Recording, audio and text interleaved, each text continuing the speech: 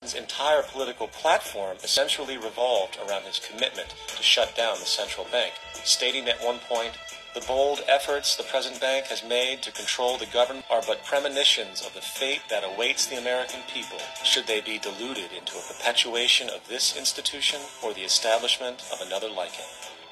Unfortunately, his message was short-lived, and the international bankers succeeded to install another central bank in 1913, the Federal Reserve.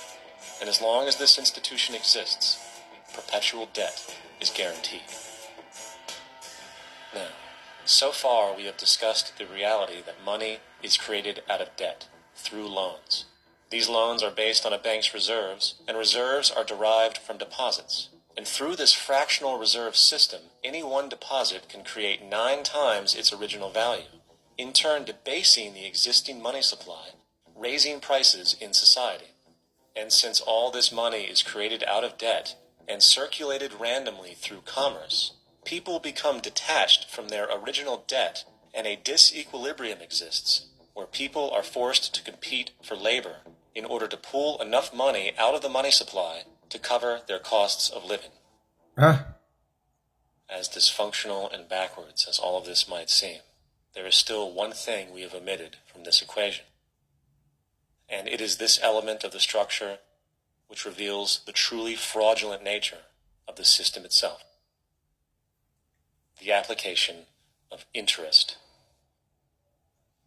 When the government borrows money from the Fed, or when a person borrows money from a bank, it almost always has to be paid back with accrued interest. In other words, almost every single dollar that exists must be eventually returned to a bank with interest paid as well.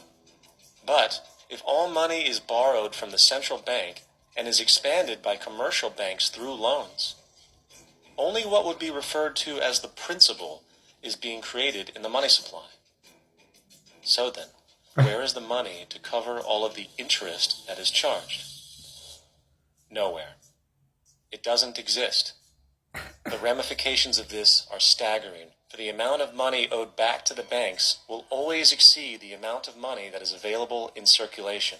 This is why inflation is a constant in the economy, for new money is always needed to help cover the perpetual deficit built into the system, caused by the need to pay the interest. JP Morgan. What this also means is that mathematically, defaults and bankruptcy Rothschild, are literally built into the system, and there will always be poor pockets of society that get the short end of the stick. An analogy would be a game of musical chairs, for once the music stops, somebody is left out.